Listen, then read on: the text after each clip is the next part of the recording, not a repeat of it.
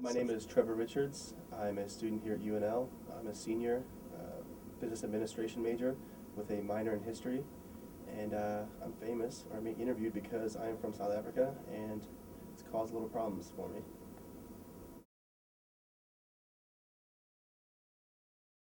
Well, life in South Africa was obviously a little different from here in the States.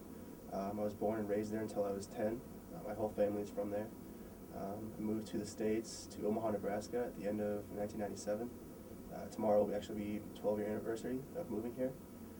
It was obviously quite a change moving here. I mean, South Africa is everything from the weather to the people to just the scenery is completely different.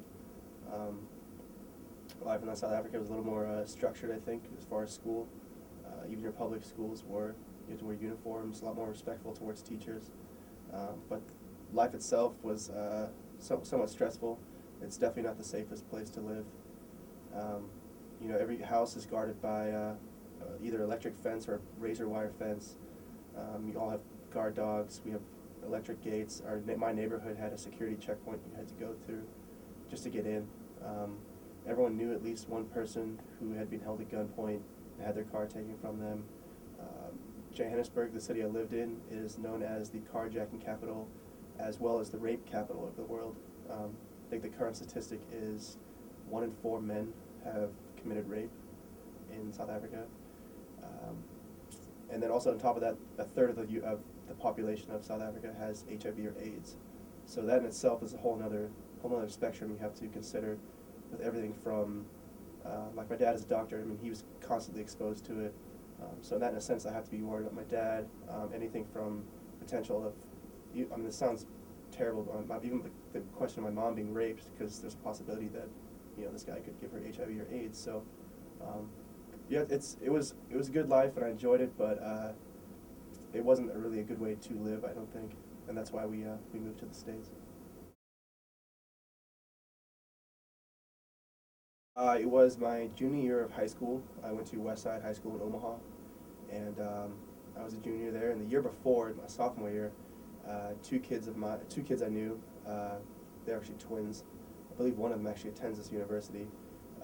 They came up to me and brought up the idea that on Martin Luther King Day, every year, an award called the African American of the Year is given out to a black student, and these two guys came up with the idea to kind of not necessarily make a mockery, but to just bring another side to it, and it was rather valid.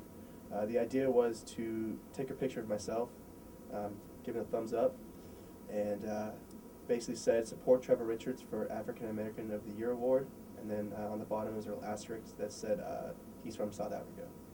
And on Martin Luther King Day, which is the day the award is given out, so there was nothing against Martin Luther King. We all think he's a great guy, but the award itself kind of goes against his actual message of equality, because it was, only one race that technically could win it. So the school was blanketed with him. I had nothing to do with it. I just posed for the picture and said it was okay. But the school was blanketed with them, and came to school on Martin Luther King Day, and teachers all tore them down. And end of the day was coming along, and I thought, I'm in the clear. I'm not going to get in trouble. And sure enough, I get called up, and the principal was livid, and he threatened me with a 5-day out-of-school suspension for it. He said I upset some students, and the Omaha World Herald got a hold of it the next day, and they ran a story. And pretty soon KETV in Omaha got a hold of it, and they came and interviewed me. And this started putting a lot of pressure on the administration. People were calling in from all over the city, and slowly but surely, people from other surrounding states started calling. Other regions of the country, everything from Louisiana to California, were calling our school in support of me. We actually had a petition by another student going around to get me out of trouble. That student was subsequently suspended for 2 days. My suspension was reduced to 2 days out of school suspension, which really wasn't too bad because it's kind of like a vacation. But it was more so the principle of the matter. And this eventually actually got around to making international news. I was interviewed on a South African radio station because of it, and I made 2 South African newspapers. And then I also made the London Telegraph, which is obviously in London, pretty big newspaper. My parents got a call one day from one of their friends in London, said, is your son getting in trouble for being an African American? And sure enough, that was me. I actually had Peter Jennings before he died. He asked me to come on his show. I turned it down. It was kind of getting to the point where it was just too much media and not enough privacy, and the whole thing had kind of got blown out of proportion. But it was pretty clear that it had struck a nerve with people. And it raised a valid question, but I wasn't trying to offend anybody or anything like that. It was just kind of a pun. So.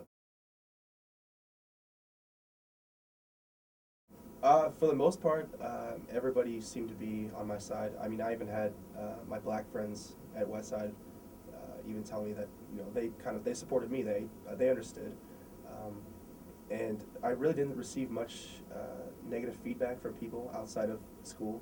Even most of the teachers had said, it's kind of just ridiculous. I think had the administration just said, just don't do it again, kept it hush hush, would have been a big a deal. But because they suspended me, it kind of it struck a nerve with people.